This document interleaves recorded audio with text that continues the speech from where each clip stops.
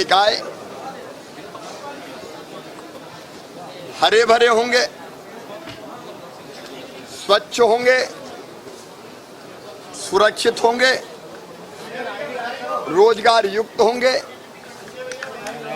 Business और व्यापार को और इजी बनाया जाएगा। छोटे छोटे व्यवसायियों को भी, चाहे वो लोन स्ट्रीट वेंडर योजना के अंतर्गत देके या स्थान सुरक्षित करके सम्मान के साथ वो अपना व्यवसाय कर सके, आजीविका चला सके, इसका प्रबंध होगा। हमारे शहर में शुद्ध पेयजल, सीवेज का बेटर सिस्टम, कचरे का निष्पादन, वेस्ट से वेल्थ बनाने का प्रयास, अत्याधुनिक ट्रैफिक मैनेजमेंट सिस्टम होगा, परिवहन सुगम बनेगा और शहर के दिल में गरीबों का भी स्थान होगा। गरीबों के मकान, उनको रहने की जगह, निम्न मध्यम वर्गीय बहनों भाइयों ने प्लाट लेके मकान बना लिए, वैसे अवैध कॉलोनी को वैध करने का काम, आगे अवैध न बने ये सुनिश्चित करना। लेकिन पहले जो बन गई उनको वैध करके वह सारे विकास का काम, गरीब को रहने का स्थान, शहर में अगर बाहर से मजदूर आए तो सस्ता भोजन, दीनदयाल रसोई,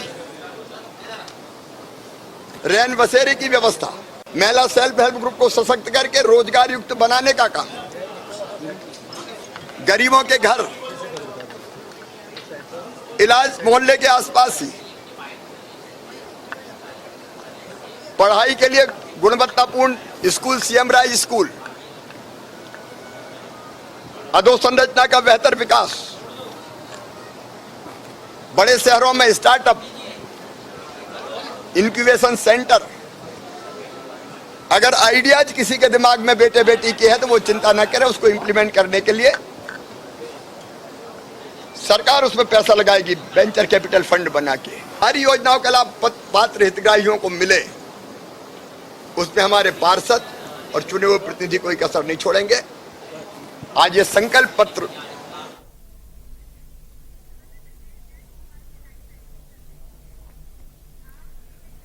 और इस पर ज्यादा जानकारी ले लेते हैं। भोपाल से ब्रिजेश जैन जुड़ गए हैं सीधा हमारे संवाददाता ज्यादा जानकारी के साथ। ब्रिजेश, मुख्यमंत्री को भी हमने सुना, तमाम जो लोक लुभावन वादे और दावे हैं वो इस संकल्प पत्र में किए गए हैं। बड़ी बातें आपसे जानना चाहेंगे इस संकल्प पत्र की बीजेपी की।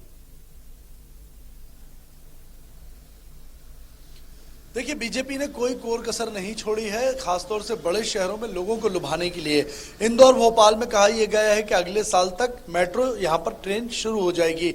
इसके अलावा वाईफाई सिटी बनाए जाएंगे। प्रमुख स्थान जो है रेलवे स्टेशन है, बस स्टैंड्स हैं, कॉलेज है, इंस्टीट्यूट है या फिर पार्किंग्स हैं, उनको वाईफाई युक्त किया जाएगा और उस वाईफाई की सुविधा मुफ्त में मिलेगी।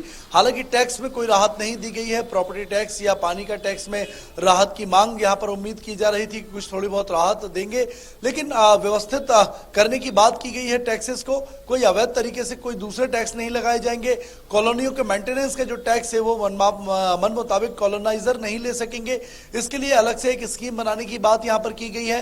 महिलाओं को, युवाओं को रोजगार देने की बात की गई है। स्टार्टअप शुरू कराने में मदद करने की बात यहां पर की गई है और सबसे ज्यादा जोर दिया गया है स्वच्छता को लेकर, नालियों की सफाई को लेकर। एक मास्टर प्लान ड्रेनेज सिस्टम का अलग से हर नगर निगम के लिए जो बीजेपी है, बीजेपी के महापौर जो होंगे वो लेकर आएंगे। तो ये तमाम जो वादे किए गए हैं, कचरे के निष्पादन के वादे किए गए हैं कि इंदौर की तर्ज पर कचरे का निष्पादन हर शहर में स्थानीय स्तर पर हो सकेगा और उससे बिजली और गैस बन सकेगा।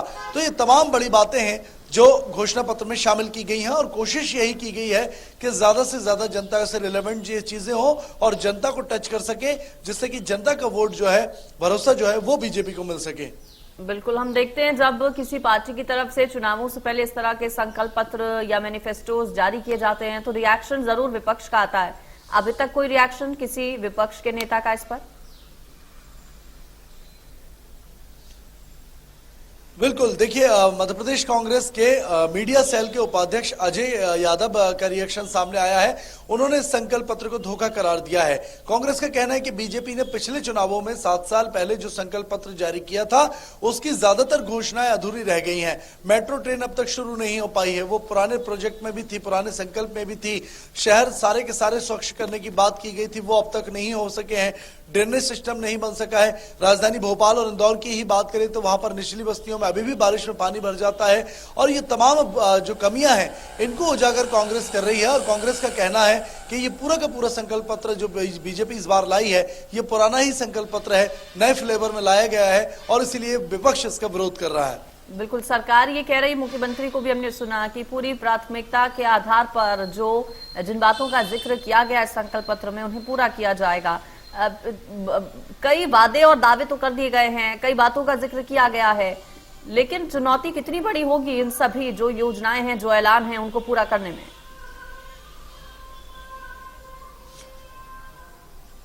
बिल्कुल, देखिए कोविड काल में भी हमने देखा था कि टैक्सेस में राहत की मांग की गई थी। प्रॉपर्टी टैक्स में कोविड काल के ड्यूरेशन में प्रॉपर्टी टैक्स में राहत की मांग यहां पर लगातार की गई थी, लेकिन कोई राहत नहीं दी गई।